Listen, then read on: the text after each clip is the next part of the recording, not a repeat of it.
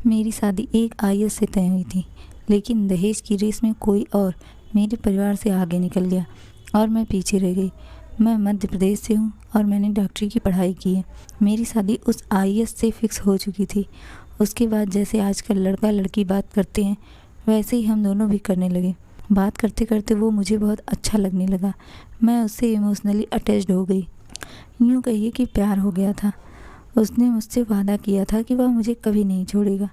यहाँ तक कि उसी ने मुझे पहले आई लव यू बोला था। बिना शादी किए मैं उसको अपना हस्बैंड मानने लगी। सब कुछ परफेक्ट था।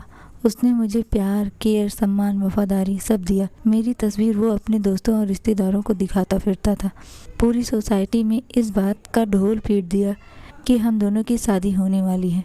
लेकिन उसके पापा को मैं पसंद नहीं थी।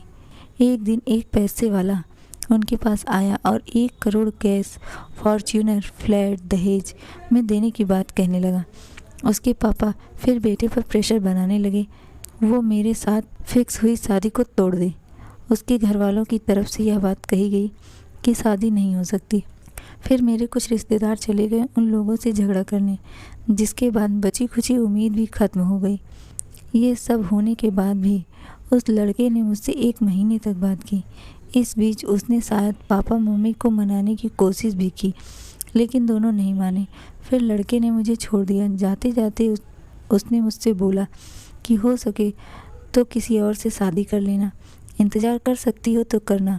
उसके बाद से उसने मुझसे कभी बात नहीं की। मैं सच में उससे बहुत प्यार करती हूँ। उसके अलावा किसी और से शादी करने की सोच भी नहीं सकती। लोग बताते हैं कि उसकी शादी तो कहीं और फिक्स हो चुकी है। मैं क्या करूँ?